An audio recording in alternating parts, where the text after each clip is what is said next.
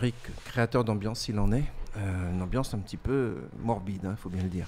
Bonjour à toutes et à tous, RS au micro, en compagnie de Leïla. Bonjour Leïla. Bonjour René-Serge, tu vas bien? Ouais, ça va, un peu enrhumé. J'espère que les auditeurs n'en seront pas trop froissés. Week-end chargé, mais pour une émission particulière aujourd'hui, c'est ça Leïla? C'est ça. Donc aujourd'hui, c'est une émission particulière avec l'interview en direct de Paris d'Alain Maline qu'on va vous présenter et avec qui on a l'honneur de pouvoir faire cette émission aujourd'hui. Absolument. Monsieur Maline, vous nous entendez? Oui, je vous entends. Bonjour Monsieur Maline, comment allez-vous?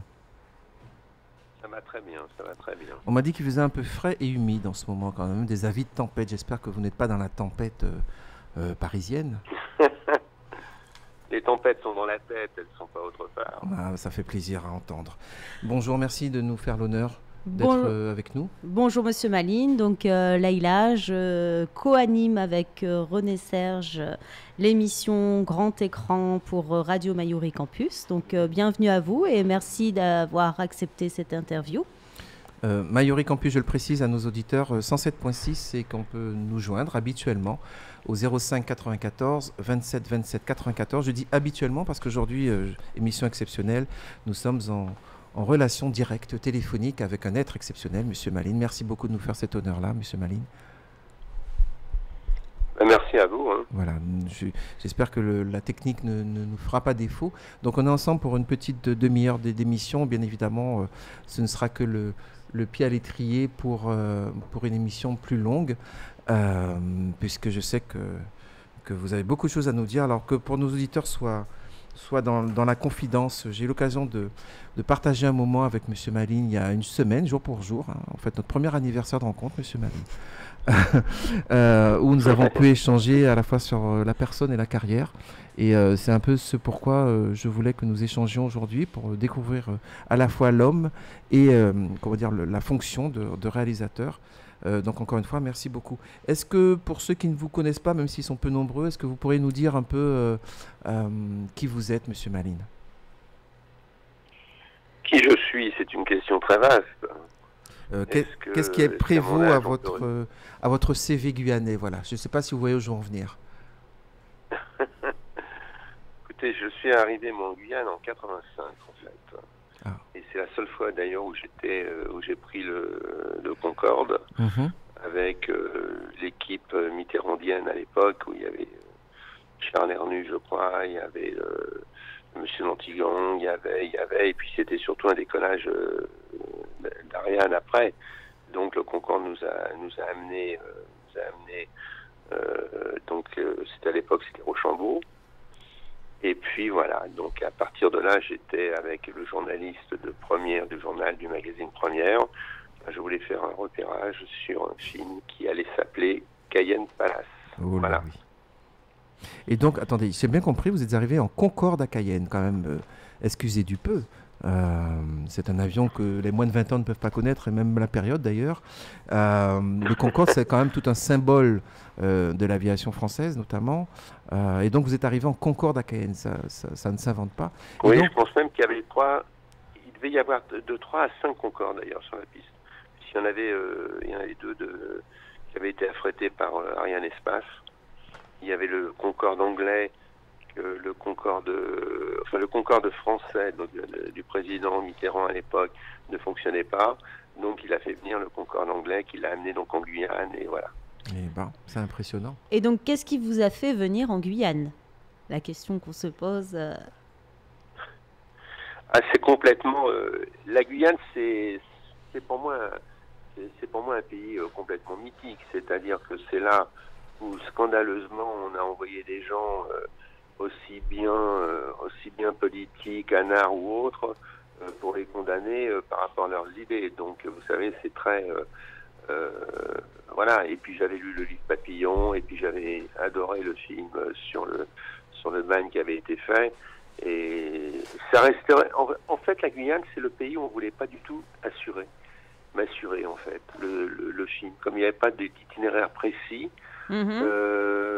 voilà. Donc j'ai dit, écoutez, je vais y aller, quoi. C'est parce qu'on vous a presque empêché d'y aller que vous y êtes allé, c'est ça? Absolument. Donc c'est votre premier Absolument. film en tant que réalisateur en 87, Cayenne Palace. Donc je vais reprendre vite fait pour nos auditeurs que leur rappeler que vous êtes réalisateur, scénariste et producteur français. Donc vous êtes arrivé en 87 c'est pour le film Cayenne Palace, c'est ça? Cayenne Palace, c'était 85, donc moi, mon premier film a été mis à 85. Cognissanto avec Philippe Léotard, et que Claude Lelouch m'a d'ailleurs aidé à produire. Hein. D'accord. Claude Lelouch. Alors attendez, là vous commencez à nous faire rêver déjà avec le Concorde. Bon, c'est déjà quelque chose, mais là vous nous parlez de Claude Lelouch. Vous aviez donc Oui, des j'ai fait relations, 5 des films avec lui accointances. comme assistant. Ah oui, d'accord. Ok. J'étais son assistant, 5 films, on passait un week-end sur 2 d'ailleurs à Villars-sur-Mer. C'était proche de Deauville, voilà. Bah, c'est quand même une des références mondiales, j'allais dire françaises, mais non, mondiales hein, du cinéma. Donc là encore. Je ne sais pas si c'est... Oui, probablement mondial, mais j'en sais rien, parce qu'à l'époque, c'était très mal vu. Moi, vous savez, j'ai commencé le cinéma grâce en fait à Jean Douché. Jean Douché, c'est lui un des initiateurs des cahiers du cinéma, qui connaissait très bien Helen Scott, qui était donc la représentante américaine à New York. Et en fait, j'ai dû lui apporter des médicaments le soir, bon voilà. Et puis, ces médicaments, il me dit, mais qu'est-ce que vous faites, monsieur Maline, en ce moment? Et je dis, je sais très bien. J'ai arrêté mes études d'ingénieur, mais surtout, je viens d'être soutenu à la porte de l'éducation nationale, parce que j'avais claqué la porte ou donné un coup de pied, je me souviens plus, bon, à l'inspectrice. Et 3 jours après, j'ai eu un carton rouge de l'éducation nationale. Et ça devait se passer donc à Pâques. Et à Pâques, je lui ai amené ces médicaments et elle a dit, ah, ça tombe très bien, parce que François Truffaut, donc elle était en train en plus de travailler sur le livre qu'elle a écrit avec Hitchcock. Donc François Truffaut cherche quelqu'un peut-être dans votre genre, un peu comme ça, voilà. Et donc j'ai commencé, c'était l'argent de poche, voilà. Faire le casting en fait à côté de Clermont-Ferrand, voilà. Quand on sait toute la production cinématographique des personnes que vous avez côtoyées à l'époque, c'est quand même plutôt impressionnant, disons-le clairement. Indépendamment de l'aspect proprement paillettes et strass, aussi le travail, la qualité cinématographique de ce qui a été produit qui force à l'impression et à j'ai presque envie de dire, l'admiration. Enfin, moi, c'est de mon point de vue en tout cas. Et donc, pour reprendre un peu le fil de votre présentation, donc vous arrivez en Guyane en 85 dans la perspective d'un film que nous avons tous connu, en tout cas ceux qui s'y sont intéressés, Cayenne Palace. Quelle a été votre première impression? On vous en avait parlé de manière assez péjorative, si j'ai bien compris. Quelle a été votre première impression en posant les sols sur le territoire guyanais? Je vais vous dire une chose très simple, c'est-à-dire qu'avec donc c'était Christophe Divoire, en fait, le journaliste de studio, qui ensuite de magazine Première et qui ensuite est passé à Studio Magazine. Mais avec Christophe Divoire, on a vraiment scotché, quoi. Scotché, moi je suis resté, on devait repartir 15 jours après, moi je suis resté 2 mois. Et j'ai fait, parce que effectivement, grâce à la SEP, grâce au spatial, en fait, j'ai pu visiter la Guyane de long en large. Je me suis installé, je regardais, je trouvais ce pays envoûtant, et en plus je pense qu'il y avait 80 000 habitants à l'époque peut-être. Coup de cœur donc. Hein. Comment? Coup de cœur. Ouais, coup de cœur. Et je racontais des histoires parce qu'il n'y a pas de hasard. Je venais de présenter mon premier film, il y a Cognissanto à un festival, et à côté de moi il y avait Juliette Binoche qui faisait le film, son premier gros film qu'elle faisait. Et on était assis côte à côte et on allait présenter un festival. Et qu'ensuite, le fait que, quand j'arrive à Maripasoula, le type qui faisait la météorologie était le fils de la personne qui a créé les cinémas La Clé. Voilà. La Clé, c'est près de Sancier à Paris. Donc voilà. Et on se met à parler de Juliette Binoche. Téchinet d'ailleurs, c'était le film de Téchinet, et voilà, Maripasoula, et là c'était un grave délire, quoi. Oui, j'imagine. Tout son passé, et qu'on replonge dans le passé, et on parle de cinéma à Maripasoula.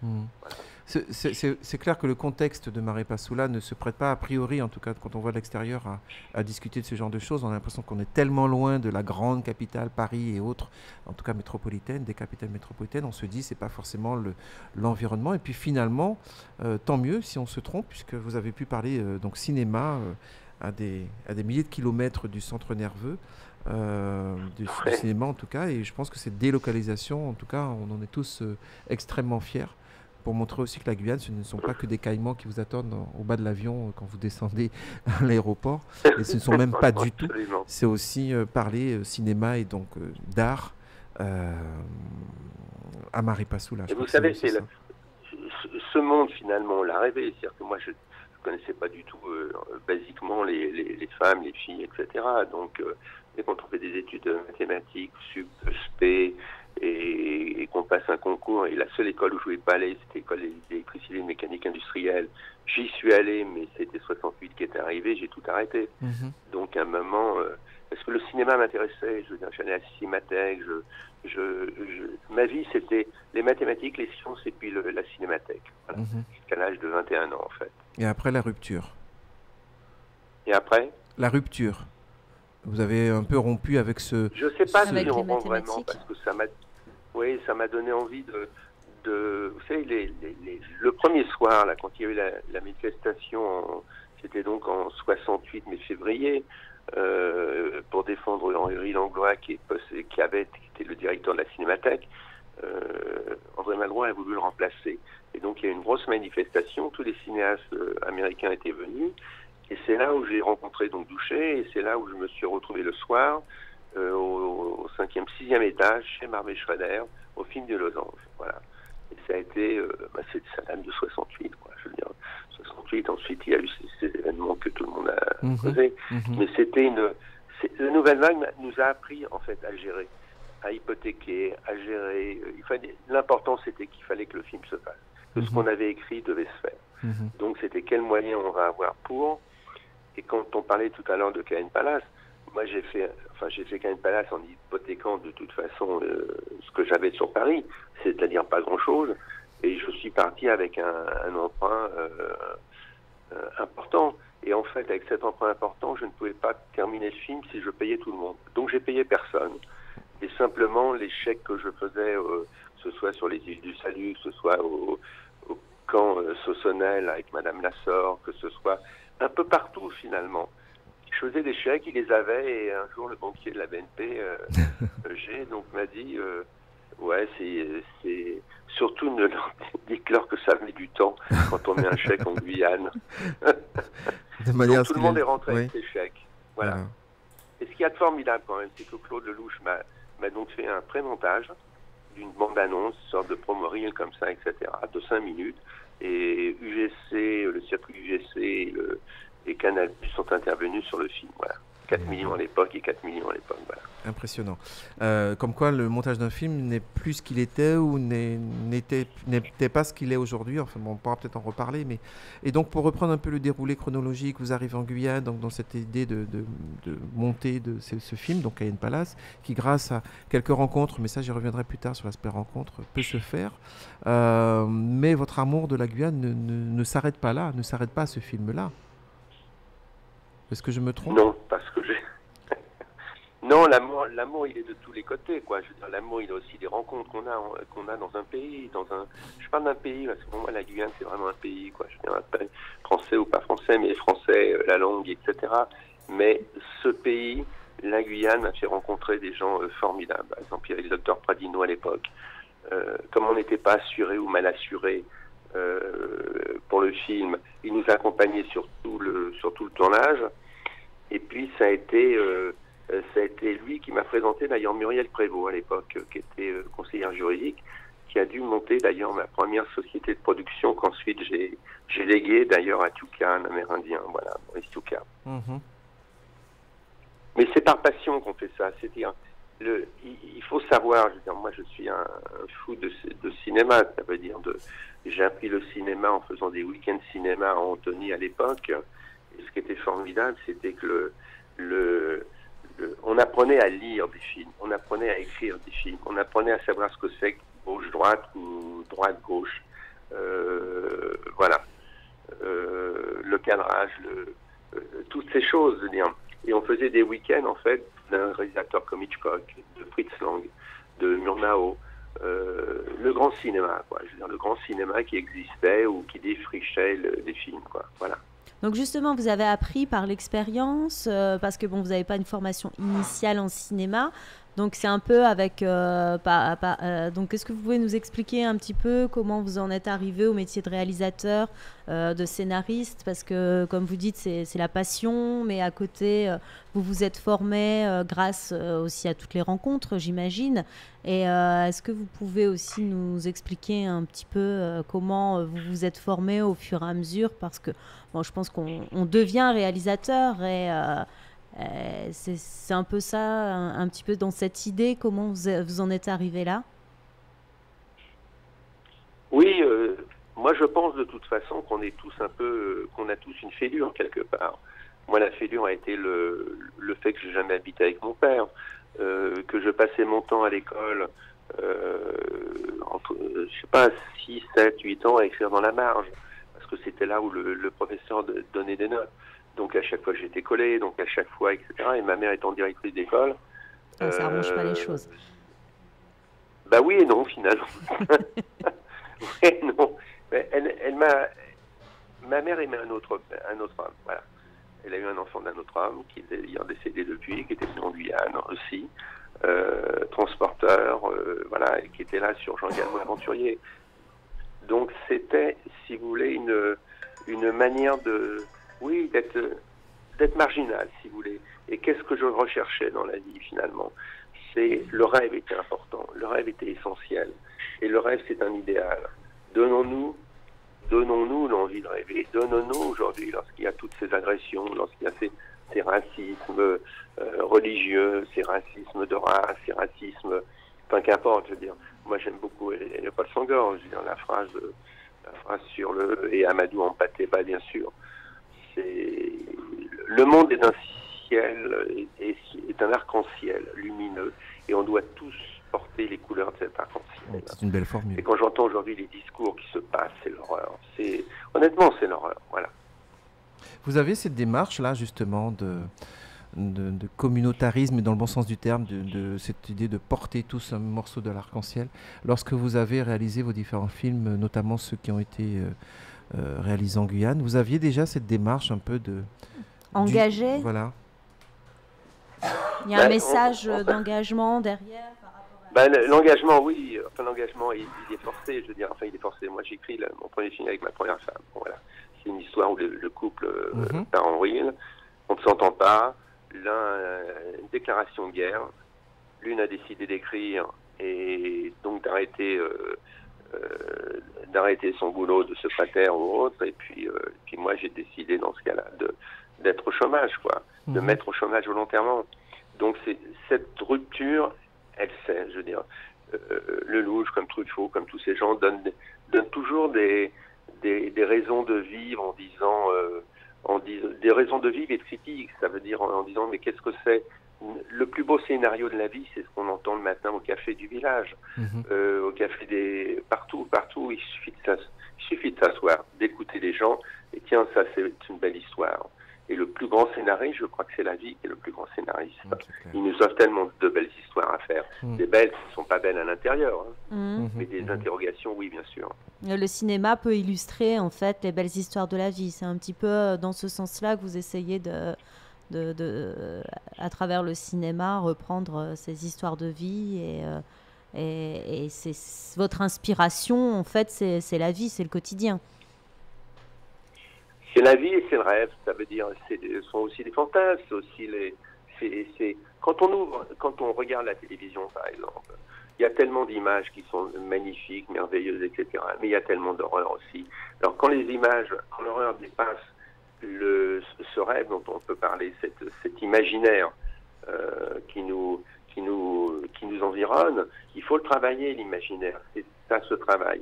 Et les gens pensent souvent d'ailleurs que de faire des films c'est facile. Non, c'est pas facile. Quand j'ai terminé Galmo, j'ai eu un ulcère à l'estomac, j'ai eu voilà, enfin bon, mes problèmes ne sont pas intéressants. Ce qui est intéressant, c'est la manière, est-ce que j'arrive à entraîner des gens ou pas? Est-ce que un pays comme la Guyane, malgré la série qu'il y a en ce moment, qu'on peut voir sur Canal+, est-ce qu'on peut faire un vrai cinéma en Guyane, donc dans des studios de cinéma, donc dans une industrie du cinéma? les Américains parlent toujours, non pas des films, mais de l'industrie cinématographique. Moi, j'aime bien ce terme parce que dans cette industrie, il y a tous les métiers possibles qui sont à faire et à développer. Voilà. Oui, c'est impressionnant.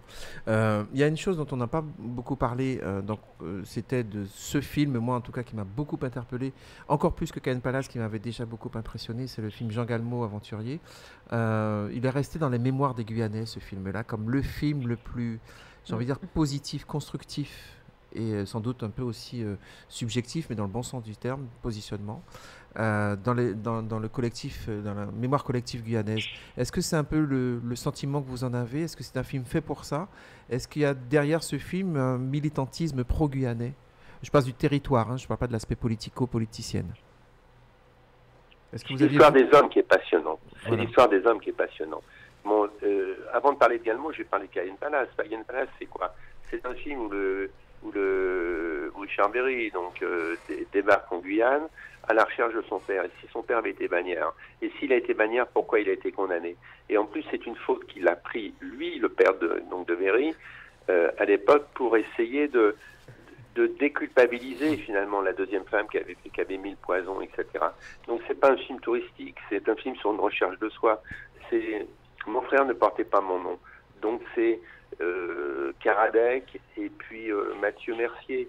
Donc on change de nom, on se travestit, on essaye toujours d'être à la recherche de quelque chose. Voilà. Le côté identitaire qu'on retrouve dedans. Extraordinaire. Comment? Il y a la recherche identitaire qu'on retrouve dans ce film au niveau de Cahen Palace. Oui. Oui, ou peut-être de reconnaissance. Le personnage principal, oui, tu parles de Cahen Palace, excuse-moi, Leïla, j'étais sur Jean Galmo. Mais on retrouve un peu un fil direct conducteur dans chacune de vos productions, en tout cas dans les deux que je connais le mieux, Cahen Palace et Jean Galmo. C'est cette recherche, non pas d'enracinement, mais de lien, de reconnaissance, d'existence. Est-ce que c'est comme ça que vous le percevez aussi, vous, en tant que réalisateur de ces deux productions-là? Après, on parlera de La Grande Béquée, qui est encore une autre production, mais est-ce qu'il y a perpétuellement dans vos productions, dans vos réalisations, j'aime bien aussi les termes de production, on a vraiment l'impression qu'il y a sorti quelque chose qui est sorti de vous. Est-ce qu'il y a cette recherche de lien entre ce que vous êtes et ce que vous auriez pu être ou ce que vous avez été? Est-ce que vous avez cette recherche-là? Il y a toujours Madame Bovary, c'est moi, donc c'est ce que disait évidemment Flaubert. Mais ça veut dire qu'il y a toujours une part de nous et qu'il y a surtout une part aussi d'imagination et que quand l'imagination rejoint finalement le soi à l'intérieur de soi, ça peut faire une belle histoire ou pas une belle histoire. Et une belle histoire, c'est quoi? C'est pas forcément beaucoup de spectateurs. C'est l'inverse d'ailleurs de ce qui s'est passé. C'est passé. Je crois que c'est en Guyane, je crois qu'il y a eu pratiquement 50 000 spectateurs pour Jean Galmo Aventurier. C'est énorme. Ce qui est énorme, bien sûr. Personne n'a battu. Et ça a marqué les esprits ici en Guyane. En tout cas, aujourd'hui encore, Jean Galmo reste une référence dans le cinéma. Aujourd'hui encore, toutes les générations. Voilà. 50 000 spectateurs, il faut recadrer ça et recontextualiser dans une Guyane qui avait à l'époque 100 000 peut-être. Les gens allaient voir le film, excusez-moi. Les gens allaient voir le film 3-4 fois. Il y avait même des mamies qui prenaient des petits sièges, vous savez, faire la queue, parce que le film dure quand même 2h40, mais pour pas louper la séquence, etc., la séance, pardon, et tout, les gens s'asseyaient sur le trottoir. C'était incroyable. C'était impressionnant. Et puis surtout, Studio Canal+ a racheté le négatif du film pour 30 ans, en fait. Donc chaque année, il passe sur les chaînes câblées de Studio Canal.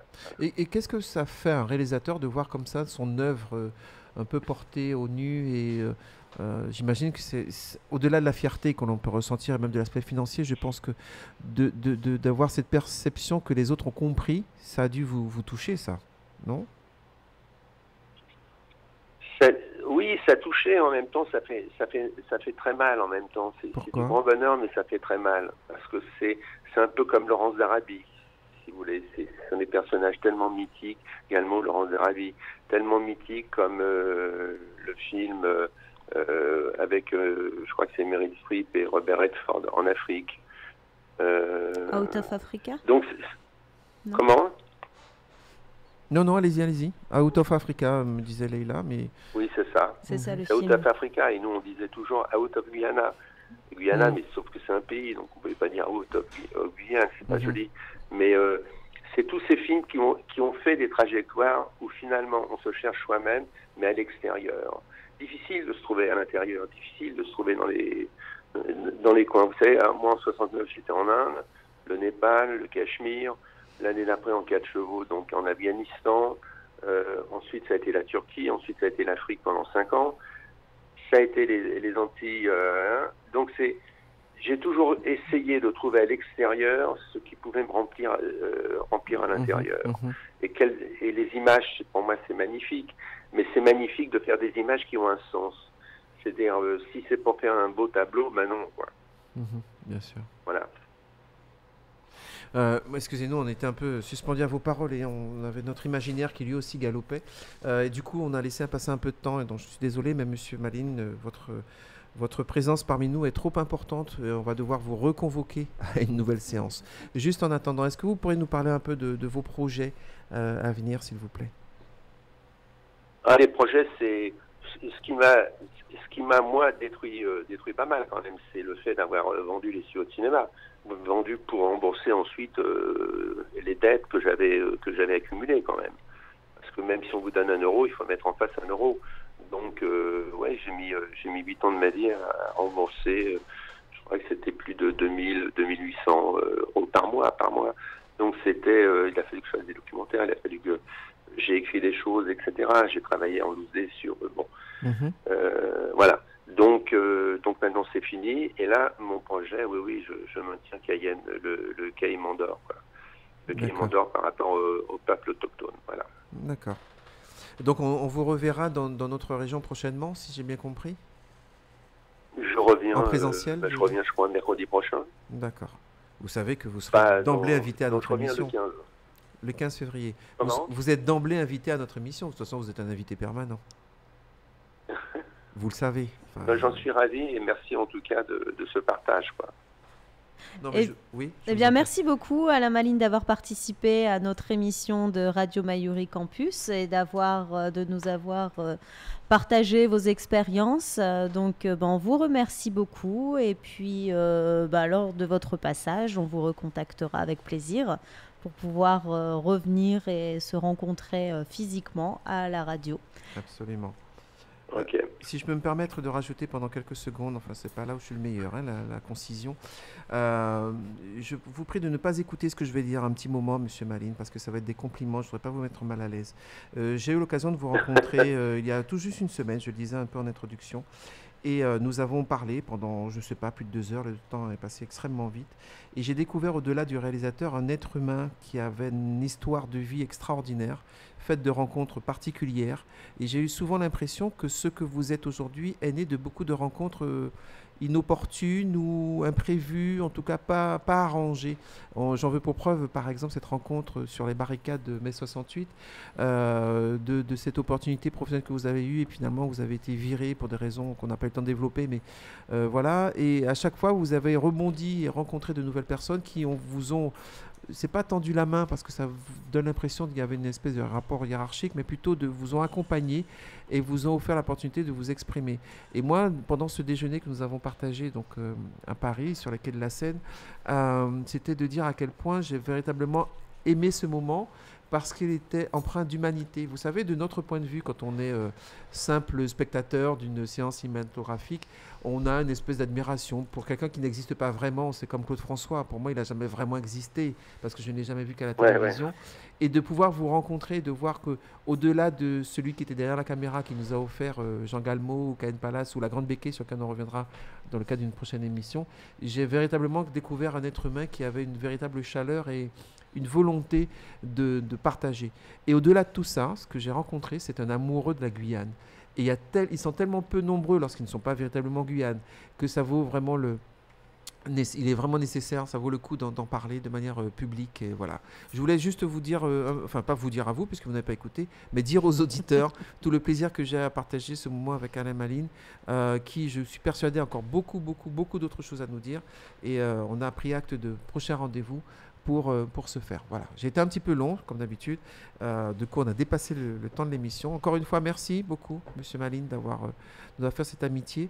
Et on se retrouve prochainement, cette fois-ci en présentiel, pour discuter encore plus avant de votre œuvre. Merci beaucoup. Mais c'est moi qui vous remercie. Merci aux auditeurs de nous accompagner encore dans cette aventure. Leïla, toujours aussi brillante, hein, je ne sais pas quoi te dire. Merci à tous et on se retrouve lundi prochain pour une nouvelle émission. Pour une nouvelle émission. 13h, 13h30. Au revoir. Merci à tous.